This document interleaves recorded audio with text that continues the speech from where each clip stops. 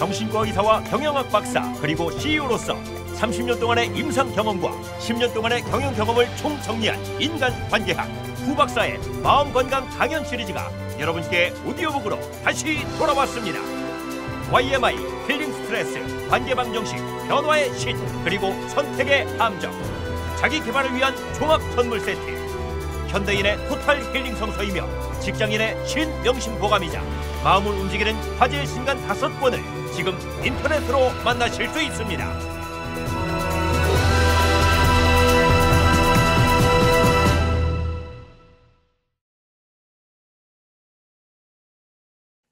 변화의 신 1.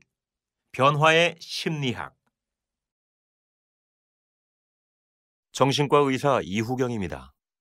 오늘은 변화의 신의 첫 번째 강의로 변화의 심리학에 대해서 같이 알아보겠습니다. 미국의 한 리서치 회사에서 하버드 경영대학원 1974년 졸업생 중에서 크게 성공한 사람들의 특성을 조사했습니다. 첫째, 어려운 일을 인내하는 사람. 둘째, 평생 학습 습관을 지닌 사람. 셋째, 변화와 혁신에 도전하는 사람이었습니다. 한국의 한 리서치 회사에서 최근 현대그룹과 국민은행 1970년 신입사원 퇴직자들을 추적 조사했어요. 2006년 현역활동 비율이 현대그룹 출신은 55%인데 비해 국민은행 출신은 23%밖에 안 됐습니다. 현대그룹은 자립형 샐러리맨을 길러내고 국민은행은 매뉴얼형 샐러리맨을 길러냅니다. 한 현대그룹 출신은 이렇게 말합니다. 나이가 60대 중반에 이르지만 현대에서 배운 혁신과 도전 정신이 다시 일터로 내몰았다. 삼성전자는 신입사원 채용 조건으로 창조성, 전문성, 도전성, 적극성을 키워드로 합니다. 이 모두 변화와 혁신을 주제로 하고 있죠. 현대사회에서 변화와 혁신은 약방의 감초처럼 자주 등장하는 용어입니다.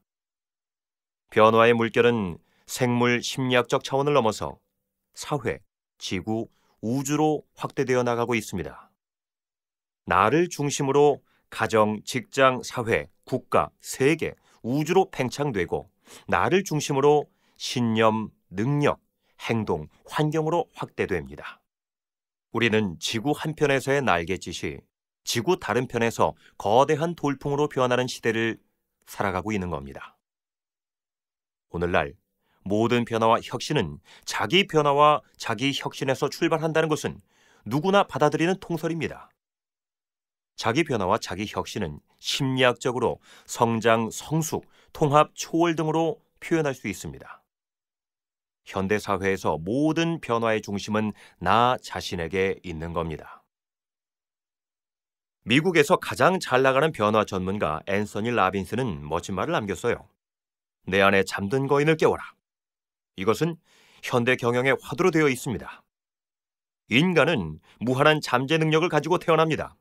그런데 많은 연구 결과에 의하면 대부분의 사람들이 자신의 능력의 5%도 발휘하지 못해요. 대부분의 사람들은 고정관념의 감옥에 갇혀 일생을 살아갑니다. 안전지대에서 안주하면서 여생을 보냅니다. 아무리 시설이 좋고 휘황찬란한 감옥이라도 감옥은 감옥일 뿐입니다. 감옥을 탈출하는 것은 대단히 중요합니다. 자신 안에 잠든 거인, 잠재 능력을 발휘하는 것은 모든 문제 해결의 출발점입니다. 자기 변화라고 할 수 있는 거예요. 수신제가 치국평천하입니다. 오늘은 자기 변화에 초점을 맞추어 생각해 보려고 합니다. 2000년 전 히랍 신전에 기록된 너 자신을 알라의 조명을 해보려고 합니다. 변화의 심리학에 대해 4가지로 나누어 알아보겠습니다. 첫째, 현대 심리학. 둘째, 자기 변화의 기전. 셋째, NLP. 넷째, 변화의 단계입니다.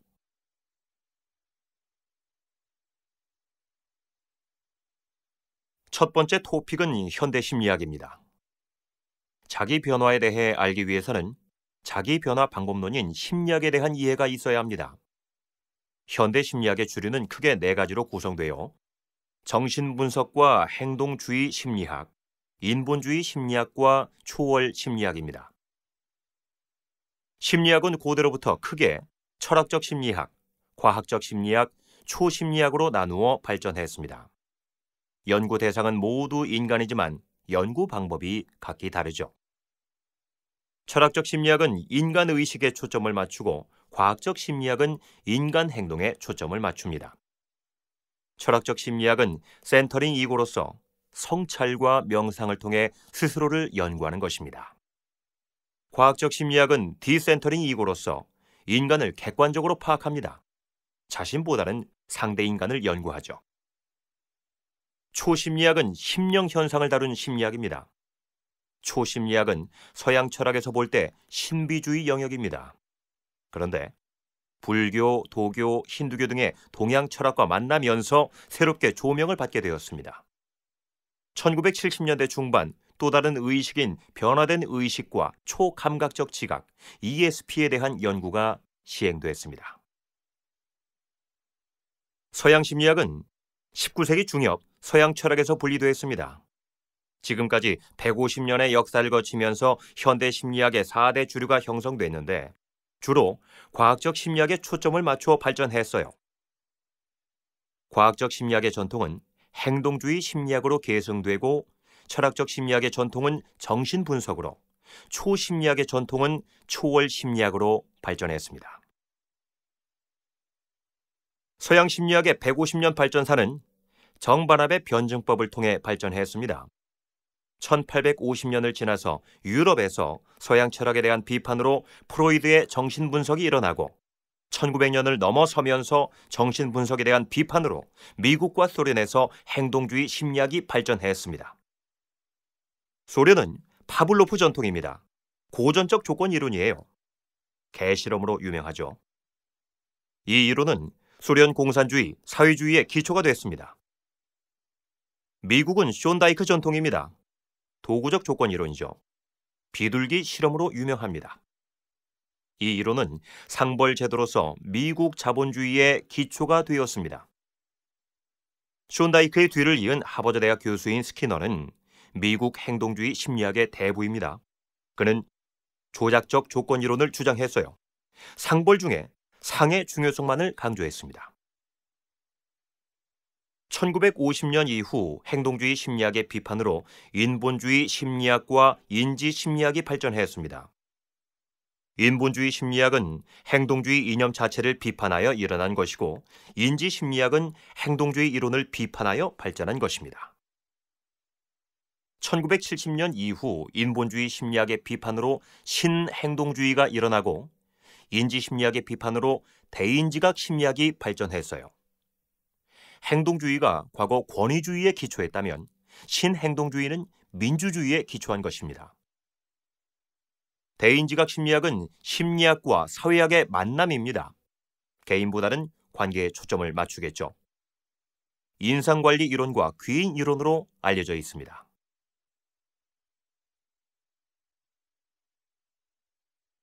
두 번째 토픽은 자기 변화의 기전입니다. 하버드 대학의 유명한 심리학 박사인 윌리엄 제임스는 이렇게 말합니다. 생각이 변하면 행동이 변하고, 행동이 변하면 습관이 변하고, 습관이 변하면 성격이 변하고, 성격이 변하면 인격이 변하고, 인격이 변하면 운명이 변한다. 윌리엄 제임스의 인용구를 보게 되면 자기 변화라는 것이 생각, 행동, 습관, 성격, 인격, 운명으로 직선적으로 진행하는 것으로 보입니다. 보통 자기 변화라는 것이 생각으로부터 시작하는 것으로 알려져 있어요. 그런데 그렇지 않아요. 자기 변화는 생각, 행동, 습관, 인격 모두가 변화의 출발점이 될 수 있습니다. 정신분석학자들은 변화의 출발점을 생각으로 봅니다.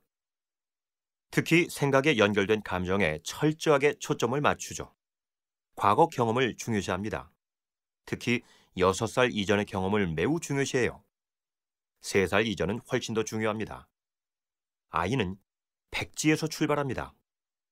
생각이 들어서기 전에 좋다, 싫다는 느낌이 들어서죠. 생각보다 감정이 보다 원초적입니다. 모든 정신질환의 원인은 과거의 부정적인 경험에서 옵니다. 어릴 적 부정적인 생각과 감정에서 오는 거예요. 정신질환은 생각의 병이기 전에 감정의 병입니다. 심리치료는 현재 내 안에 있는 과거의 부정적 생각과 감정의 원인을 찾아 제거하는 겁니다.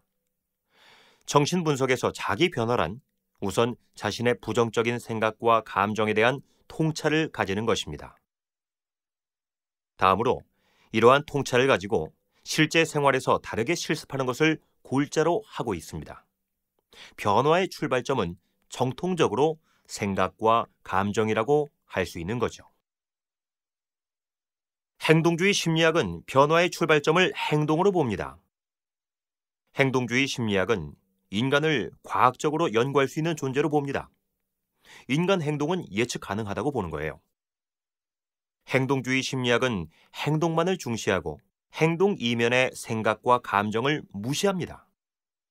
행동주의 심리학은 현대 자본주의를 움직이는 핵심 동력입니다.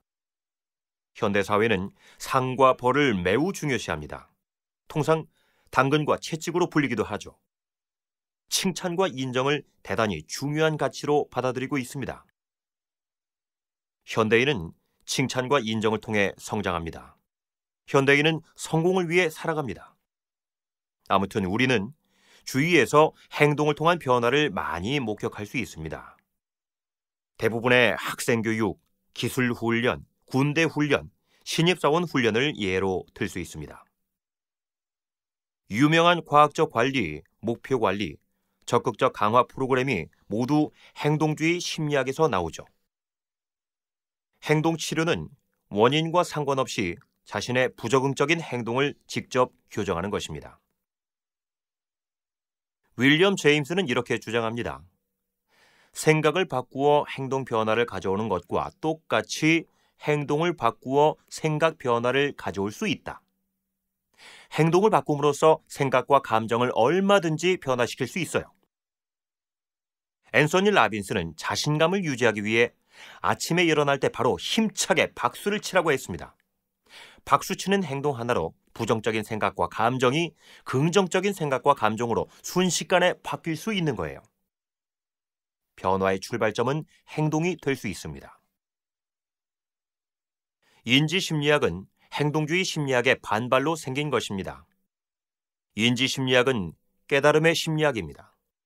행동주의를 자극과 반응의 심리학이라고 하면 인지심리학은 자극, 인지, 반응으로 설명되죠. 중간에 깨달음에 해당하는 인지가 하나 더 첨가되었습니다. 여기서 인지라고 하는 것은 생각과 감정의 연결고리입니다. 현재 생각하는 모든 것이 감정에 지배된다는 것이죠. 강한 감정은 항상 약한 감정을 지배합니다. 강한 감정에 연결된 생각이 자동적으로 주된 생각이 됩니다. 보통 사람들은 이와 같이 무의식적으로 작동하는 자동 생각에 의해서 살아가게 됩니다. 인지치료는 자신의 감정에 연결된 자동 생각을 잡아내는 것입니다. 그리고 이러한 잘못된 자동 생각을 교정하는 것입니다. 인지심리학은 정신분석과 유사해요.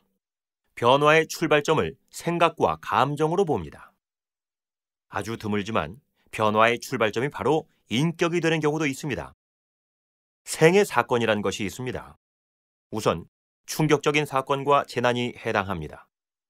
보통 충격적인 사건과 재난은 한 사람의 인격을 송두리째 바꿔놓습니다. 큰 사건으로 한 번에 인격과 운명이 순식간에 변하는 거죠.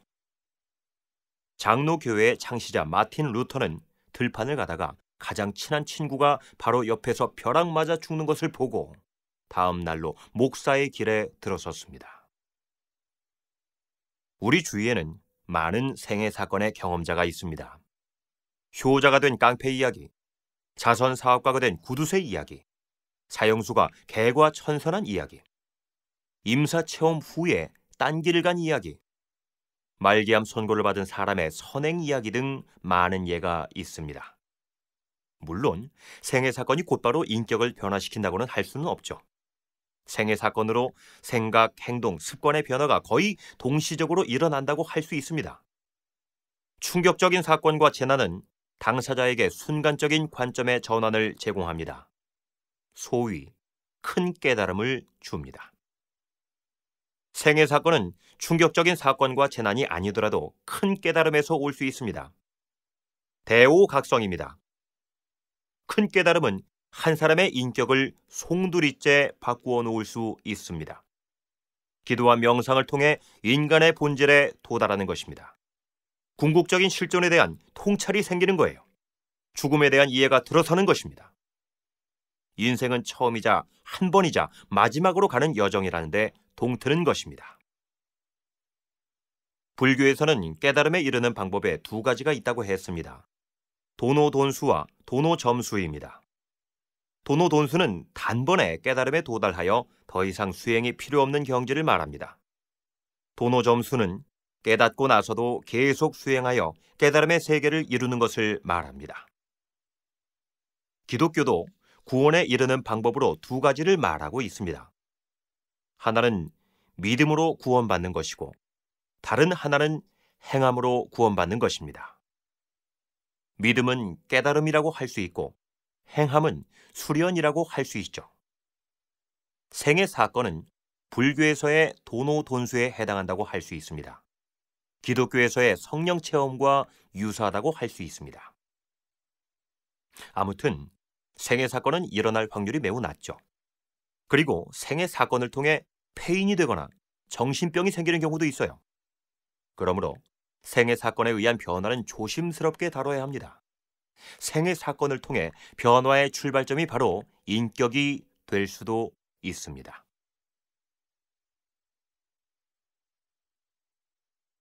계속해서 세 번째 토픽은 NLP입니다. NLP는 잠재의식을 겨냥한 혁신적인 변화 심리학입니다. 현대의 많은 변화 전문가들인 지그 지글러, 켄 블랜차드, 브라이언 트레이시, 스티븐 코비, 앤서니 라빈스, 존 맥스웰 등 모든 사람들이 NLP의 기초에 접근하고 있습니다.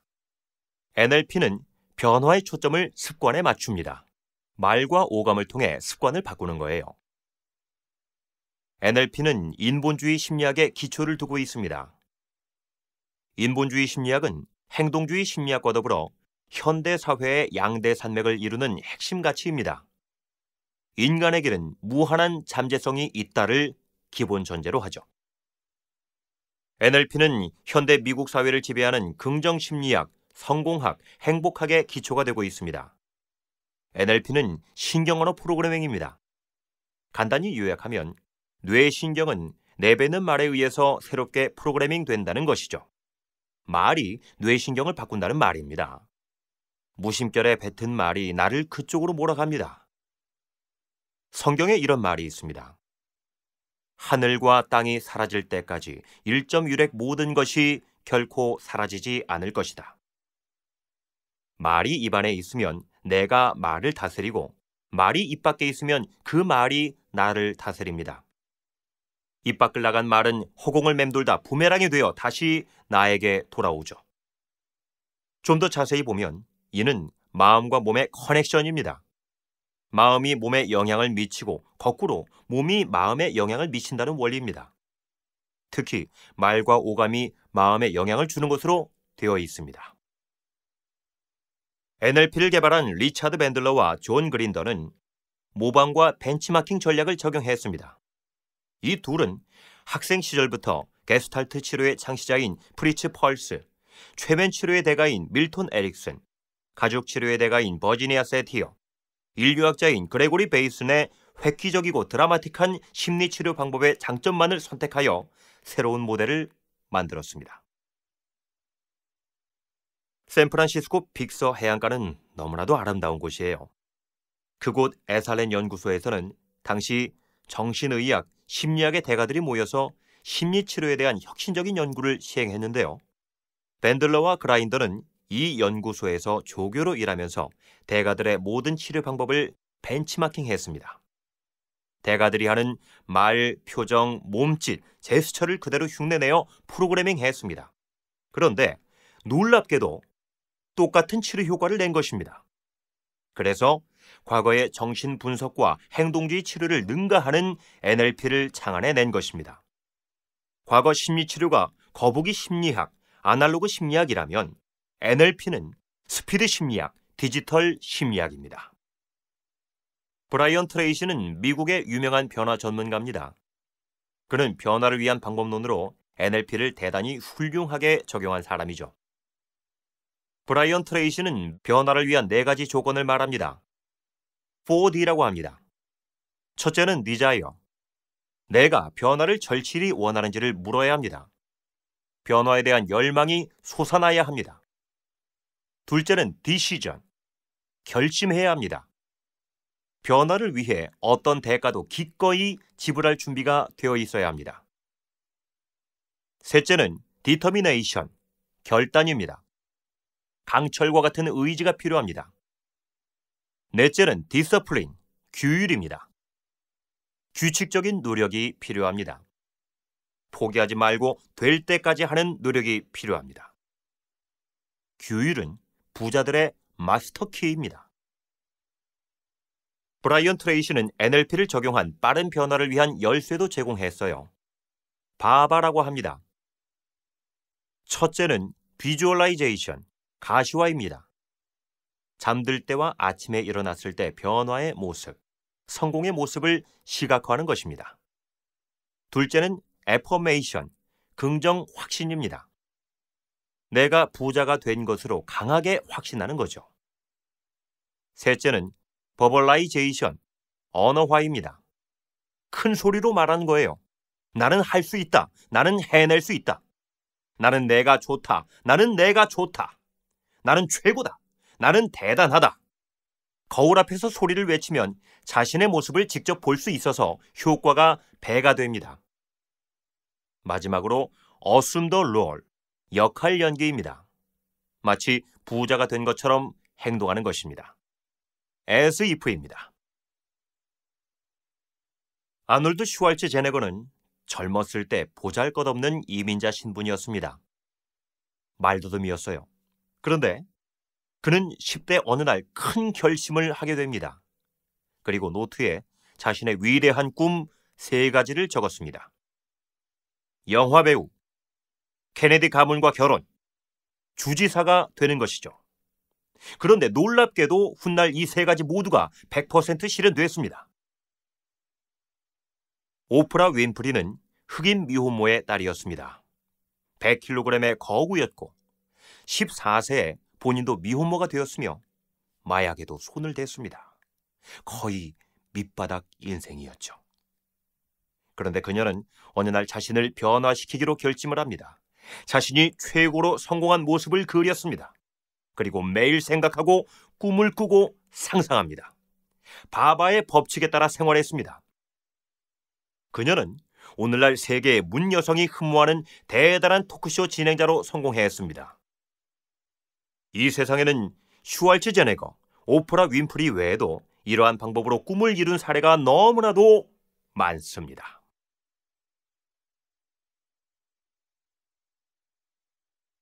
마지막으로 4번째 토픽은 변화의 단계입니다. 변화는 무의식적 무능력, 의식적 무능력, 의식적 능력, 무의식적 능력의 단계 1에서 4단계로 발전됩니다. 그 1단계, 무의식적 무능력 단계는 모르는 것을 모르는 경지입니다. 1단계에서는 마음의 세계에 대한 이해가 일어납니다. 1단계는 백지 상태입니다. 어린아이를 말하죠. 1단계에서 2단계로 오르려면 호기심이 있어야 합니다. 2단계, 의식적 무능력 단계는 모르는 것을 아는 경지입니다. 2단계에서는 마음의 세계가 재구성되죠. 배우는 단계입니다. 이것저것 경험을 시도하는 단계예요. 2단계에서 3단계로 오르려면 용기가 필요합니다. 부뚜막에 소금도 입에 넣어야 짠 법입니다. 쪽팔려도 해봐야 합니다. 이어지는 3단계 의식적 능력의 단계는 아는 것을 아는 경지입니다. 3단계에서는 변화하고자 하는 행동이 강화됩니다. 아는 것에 대한 자부심이 들어서는 단계예요. 그렇지만 변화가 완성된 것은 아니죠.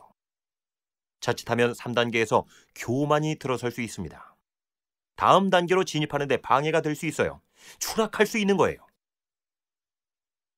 재밌는 얘기가 있습니다. 커다란 코끼리가 나무 다리를 건너가고 있었습니다. 코끼리의 머리에는 생쥐 한 마리가 앉아 있었죠.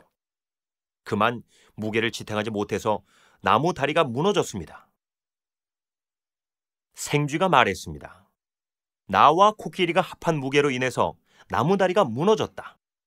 셀프 에러건스, 자기 교만을 보여주는 예화입니다. 3단계에서 4단계로 오르는 것은 가장 어려운 작업입니다. 대단한 끈기와 인내가 필요하죠. 임계점이란 것이 있습니다. 0도씨의 물이 0도씨의 얼음이 되는 것, 100도씨의 물이 100도씨의 수증기로 변화하는 지점이죠. 같은 온도라도 위상이 변화하기 위해서는 엄청난 에너지가 들어가야 합니다. 영어 공부를 할 때 많은 사람들이 3단계에서 4단계로 극복하지 못해 쉽게 1, 2단계로 추락하죠. 수영, 골프, 운전, 공부 모든 것이 같은 법칙이 적용됩니다. 4단계로 못 올라가서 아쉽게 성공하지 못하는 경우가 많습니다. 공든탑이 무너지는 거예요. 성공의 꼬린점이 바로 눈앞에 있는데 직전에 포기하는 사람들이 너무나도 많습니다. 2%가 부족한 겁니다. 조금만 더 하면 반드시 해낼 수 있습니다. 마지막으로 4단계 무의식적 능력의 단계는 아는 것을 모르는 경지입니다. 마지막 단계에서는 탁월성과 잠재 능력이 강화됩니다. 4단계는 유지하는 것이 매우 중요합니다. 큰 노력을 안 하더라도 비교적 자신의 상태를 유지할 수 있어요. 하지만 한 번의 실수로 추락할 수도 있는 거예요. 겸손이 필요합니다. 불교에 깨달음을 3년 보지하면 해탈한다고 했습니다. 성경에 어린아이들과 같이 되지 아니하면 결단코 천국에 들어가지 못한다고 했습니다. 어린아이 같은 상태로 되는 것이 바로 무의식적 능력의 단계라고 할 수 있습니다. 의미 있는 예화가 하나 있는데요. 옛날에 한 아버지가 자기 아들을 공부를 위해 도인 친구에게 보냈습니다. 아들은 스승 밑에서 무려 20년간 열심히 배웠습니다. 수학, 철학, 물리학, 정치학, 경제학, 천문학 등 모든 것을 총망라하여 익혔어요. 이제 20년 만에 아버지가 있는 고향으로 돌아왔습니다. 세상에서 최고가 된 것입니다. 아들의 모습은 정말 자신만만하고 패기에 차 보였습니다. 그런데 아버지는 이런 아들의 모습을 보고 화를 내면서 하룻밤도 안 재우고 내쫓았습니다. 그러면서 이렇게 말했습니다. 그것을 배워와라. 아들은 영문을 모른 채 낙담하면서 스승에게로 갔습니다. 그리고 스승에게 물었죠. 저에게 그것을 가르쳐 주십시오. 스승이 답했습니다. 진작 얘기했으면 가르쳐 줬을 텐데. 스승은 아들에게 소 한 마리를 주었습니다. 그리고 산속으로 보내면서 100마리가 될 때까지 나타나지 말라고 했습니다. 그로부터 20년이 또 지났어요. 스승조차도 아들에 대해서 까맣게 잊어버렸습니다. 그런데 어느 날 아들이 100발이 되어 나타났습니다. 소 100마리를 이끌고 나타난 거죠. 스승은 제자들에게 말했습니다. 저기 101번째 소를 보아라. 무의식적인 능력의 단계에 도달한 것입니다.